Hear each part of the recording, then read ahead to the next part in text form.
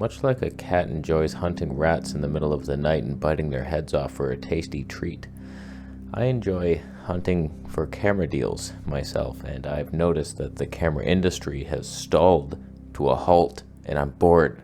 And why aren't there things released every 6 days? It annoys me. Let's cry together. All I want is the perfect camera. All I want is the perfect camera. So as a camera channel, for whatever reason, I constantly hunt for used deals so I can buy something, review it, test it, sell it, have fun. And the industry releases like one lens every 3 months or something, and that doesn't feed my taste for blood. So today we're on the Canon R8 24mm 1.4. A lot of little side tests today in the background. So right now I want to see something. Somebody told me that glimmer glass filters remove my 3D pop because 3D pop is micro contrast, and these filters dim contrast, therefore dimming my 3D potential. Is that true? Wow, what a transition. So now, no glimmer glass. That's a bitch. Am I popping more? Oh man, I've bought so many of these. So I made some notes on each camera company and what I wish for their future and how disappointed I am, how slowly it's taking. It's like you're hungry and your mom's cooking your dinner because you live in her basement. And you're like, come on, mom. And then she's like, have a snack or something. But there's no snacks here. You live in the basement. There was a flood and there's rats. Canon has no sweet spot lens. They have super expensive f1.2 primes that are heavy and lack 3D pop in the fullest of all ironies. You pay so much money for not even quality. It's just sharp. Oh, wow. You're frickin' 28 to 70. Tony 2. 2 Tonys in a zoom. It's just such a strange dichotomy of polar opposites. Was that a redundant statement? f1.2 primes versus like f7 zooms. Like kit lens beyond your worst nightmare stuff. Like we've had 4.5 to 5.6 zooms for years, and Canon somehow managed to lower the bar that would crack any limbo back in half. Their 100 to 400 is like Tony's 5.6 to 8 or something. Like I didn't know lenses could get that dark. And like not even just light wise, I mean like emotionally. So like what you have to decide between is either you break the bank for super sharp 3D pop lacking lenses, or you get like a smartphone level look with your kit zooms. You're freaking 15 to 30 Tony 6.3 on the long end. Less separation than cinematic mode on an iPhone 6. It exists. So for Canon, I'd like to see something normal, a sweet spot lens where you're just like, wow, that is a great value. Just everything about it is beautiful. But are you gonna do it? I doubt it. Okay, our first side test. For the longest time, I had this in our lives. A frickin' lantern. And I got so sick of this being in my living room that I just took it off, and I've been bouncing it off my wall, which is like a pinkish gray. And it's like, that's not right. Let's just try this again. I will somehow change it to where it's not this big anymore. Does it look better? Let's see. Not only did that not fit at all how I thought it was going to, due to the width and the girth of the damn thing, I now look worse. I've aged myself by 15 years minimum. Acne increased. I'm upset. This was a bad experiment. I regret everything. I hurt my finger too, trying to put the thing on. Canon, you suck. When it comes to Sony, I feel like we should be switching. I have the means to do that. So let's talk about Sony on a Sony. Oh, Sony Cinetone. What could you do wrong? Many things. saturation and color-wise, you suck. I had to change you to Canon color science. Look at this. Like, what the hell is this? This is straight out. Why does my Cinetone look worse than everybody else's? Philip Bloom would never have those problems. Straight out of camera. What am I doing wrong? Is it the mixed lighting? That thing in the window? Help. Sony, you started it all, kind of, in full frame. Well, I was looking back to see, like, what was the first mirrorless camera ever made? It was like an Epson or something. I was like, I thought it was Panasonic. So Panasonic lied and cheated their way into the industry in 2008 with the G1. Wow. And then Fuji came 2012. Wow. Look at you. Pro 1 or something. Then 2013, Sony comes on the market with full frame. And it was like, holy shit. And it was tiny. Could not focus on a hamster. But the hamster had a blurry background. Did it not? It did. But now, what dignity do you have? Sony lenses, they're just sharp. There's no character to one lens. There's not one lens in the history of Sony that looks nice. There's only Zeiss and Voigtlander for the E-mount. I have a hair on my tongue. It's an eyelash, I think. Thank heavens you have Zeiss on your side, or you used to. They were partners. Most of these lenses, this is a Sony lens, but Zeiss helped you. And you got the T-Star coatings, and it's like, okay, now you got something. But now, they were once a friend, and you're moving all your lenses to copy theirs, to push them out. That's what you've done. The Zeiss 16-35, Tony 4, and then you make your own version to hopefully never have a Zeiss lens sold again, if it was up to you. So like, you've done that with all the nice Zeiss lenses. You replaced them with bullshit Sony 2D pop lenses that nobody would want. They're sharp, who cares? Most Sony shooters are so clueless that they stumbled into a camera store drunk and bought Sigma or Tamron zooms, and they thought, well, that was a good purchase. They got a lot of good reviews on Toys R Us. Nobody should be shot with a Tamron lens unless it's a Tamron gun, and it ends you and ends my misery of having to watch your Tamron bullshit zoom show. What I would like to see from Sony, how come we only have one consumer-oriented telephoto lens, the 200-600? That's the only one we have. They have like the 600mm Pro thing, the $15,000. That doesn't count. That doesn't even count. Where's my 800mm Prime? Nikon came out. You were 2013 you started your mount. Nikon started in 2018. They have 7 telephoto options. You have 1. 2 if you count the 100-400. It doesn't count. I'll count your mom. If anybody could make an 800mm Tony 6.3 lighter than the Nikon version, it would be Sony, would it not? So I'd like to see that. But will I? I doubt it. I'd love to see a Zeiss partnership on that one. Can you even... That would keep me in the system. A Zeiss 800mm T-Star coated 3D pop pigeons and shit. Sell me hard, because I'm in. When it comes to Nikon, wow, the transition was real. Nikon Z30, 40mm Tony 2, glimmer glass removed, 3D pop potentially. Where's the 1.4 primes? You started in 2018, 2024 now. That's 6 years. 1.4 in that 6 somewhere. Not 1. You have 1.8 primes. They're probably fantastic.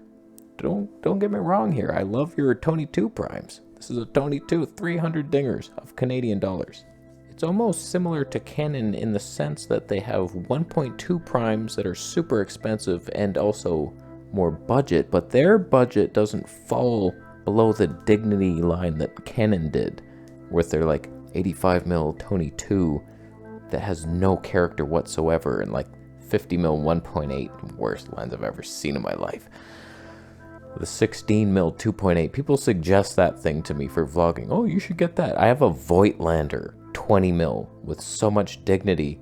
that Canon 16mm RF lens, it is so budget that Canon paid third world countries for the research. And I don't know, rats made it. It sucks. It's terrible. You're looking at a Voigtlander snob and you're going, get the RF. So bad. But when Nikon does budget, they do this. 40mm Tony 2 vintage touch 3D pop, like the best lens ever made. This one you're looking at. And it's like, holy shit, it's only 300 Canadian? How? So please, for the love of heaven, continue this vintage line that you have. I'd like to see a 24mm Tony 2, a 16mm Tony 4 for vlogging with 3D pop somehow, and an 85mm Tony 2. Could you imagine that? A vintage one, smaller, but 3D pop. It's close to your 1.8, I get it, and you're never going to do it, but you're an asshole. And a 135mm, 2.8, or 4. Whatever you got to do to make it small, stabilized, and macro. That one, maybe. I don't know. I tell you though, I'm just waiting for a Nikon body to bring me in. I cannot wait for something video-centric. I will switch everything right over to Nikon. I was thinking of getting that Tech Art adapter. It has terrible reviews. You guys are suggesting, oh, you can just use your E-mount lenses on the Nikon. It doesn't work a lot of the times, and it's just terrible, and it's such a hard to get your lenses on and off. I switch lenses a lot. I've already done it 3 times in this one video. Imagine the hell. So like, it was a dream. Zeiss lenses on a Nikon full frame. Are you kidding yourself? I want it, but not with pain and like not actually working. You're a loser. I was gonna do 200 to 600 on this Z30 for a wildlife. That's like 900 mil. Can you imagine it? Would it even work? No.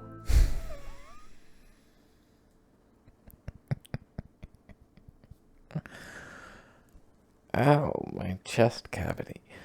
That laugh, I need a new laugh. Canon 85mm 1.2 has been achieved. We are in standard color science, and C-Log is too hard to edit. When it comes to L-mount, you know when you go search on B&H for lenses, they have, here's the most popular mounts. There's 5 companies. There's only 6 companies total for options there, and Panasonic is not there. That should tell you everything you need to know about the L-mount and if you should buy into it. So sorry, Pennyboy. I can't wait for your next release. I'm thinking, like, that's bad news already. It's not even an option up there. Some people might not even know it exists because of that.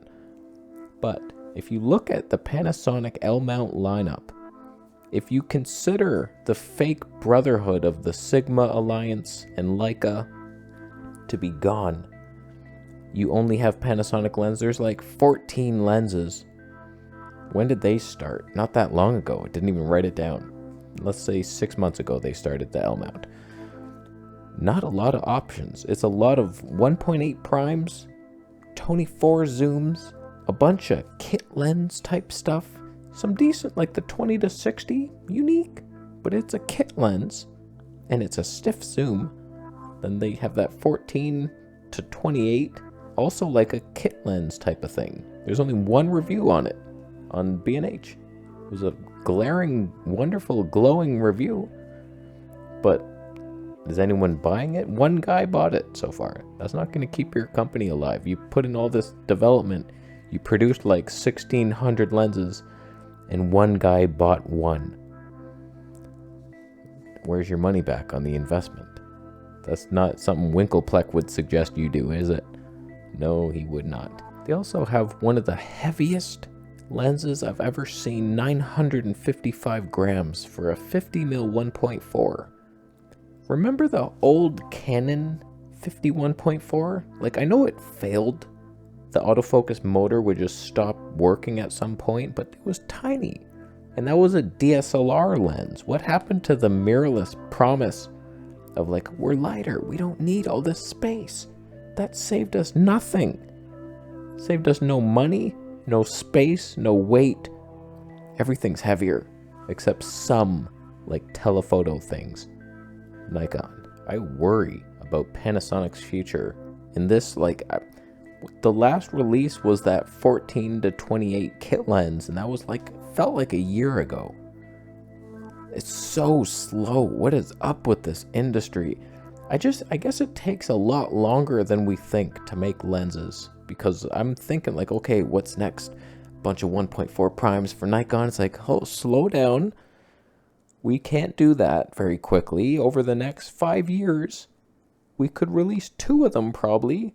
Do you have any idea how much goes into developing new formulas for mirrorless and all the glass? There's chip shortages and glass shortages. Short people should be run into glass windows. Nikon, just speed things up. We're not even talking about Nikon. L-mount, come on. Borrow some Sony Monopoly money or something. Get the engines rolling, the steam belts, something. Just go to work. When it comes to Micro Four Thirds, as we return to our Blackmagic roots, 2 megapixels. You made a mistake by going full frame, in my opinion, because now your already turtle pace has slowed to a turtle with arthritis and a frickin' lion on its back that he has to carry the lion. It's so slow. Micro Four Thirds, when was your last release of anything? G9 II was pretty good. You updated the 100 to 400, but you didn't do any of the things that we needed to happen. Like a better zoom ring. Barely better. It's still really bad. That could have been improved so much. In fact, the latest things you were working on were those 10 to 25 giant 1.7 zooms to fit in with the full frame crowd. You got so jealous of full frame blurry backgrounds that you forgot who you are, which is a pop, tiny bodies, fun, great stabe. Who uses those lenses? They're so big and heavy. They're glorious Leica lenses, but come on, man. Leica 15mm 1.7 prime was this big per square inch. Why don't we return to that? I'll tell you why, because you went full frame. You forgot to leave people at the Micro Four Thirds factories to complete the work and still invent things. You took everybody to full frame, and they're clearly not doing any work. Half of them died on the way from the trip to one building from the other. They're all dead. So I'd like to see Micro Four Thirds shrink down a notch and become what it should be all along, which is something that's killed off by the Pocket 3 or your local smartphone. When it comes to Fuji, and no, we did not switch to a Fuji, we instead just came closer to you to appeal to your emotional instability. Fuji is slowly replacing all their amazing lenses with worse ones. That's what they've been working on for the past year and a half. They get cult classic lenses like the 35mm 1.4, 56mm 1.2, and they update them with modern glass that can actually autofocus smoothly now, but you lost the character and you're more expensive. Where's the little Nicky boy in your heart, Fuji? Bring back the vintage touch. Look at that tiny thing. 3D Pop is in here. Same with your old lenses. You used to know what you were doing. And then, what did you do? You corrected it because you wanted sharp brick walls in your comparisons. Oh, I want the corner brick to be the super sharpest one. Where's the character? Where's the love? And where's my Wildlife Prime? A 500mm Tony 6.3? Imagine that. Something. The 100 to 400 had a stiff zoom. It wasn't the greatest. The 70 to 300, tiny, but not really long enough reach. Your 150 to 600, way too long of a reach, and it's heavy. And Tony 8, you're joking. A 500mm 6.3 prime, going back to the Fuji basics of character and pop and vintage film. Wildlife in focus for once. Unlikely, but make that manual focus part really work nice, please. We could have something. But all this stuff that I want, it's going to take like 8 years. I'll be dead by then. Have you seen how much meat I eat? There's no way I'm living that long. So someone speed up the industry already. Black magic is upon us. Was I in focus for any of that? Leica plus black magic equals thank you. And we're just getting worse over time. And it's taking so long to get worse. We're not even headed in the right direction, and we're headed slowly in the wrong direction. You know how, I'll leave you with this.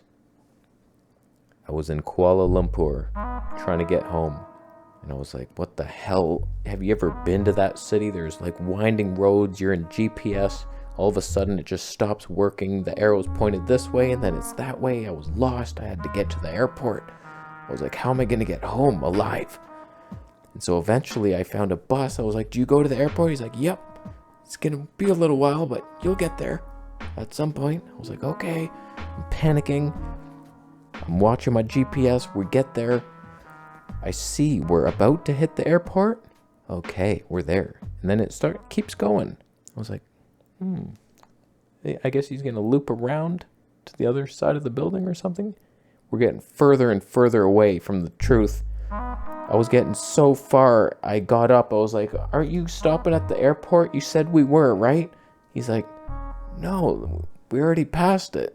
I was like, what do you mean? You didn't make any announcement? What the hell happened? I had to get off, get another bus back there. I ran. I barely made that flight. And that's where the camera industry is heading. You're on that bus, headed down the street. Come back. You should have got off where you already were. You were close enough. You could have walked. I'll leave. How you doing? Do you agree? Come on already. Subscribe for more videos on Taylor.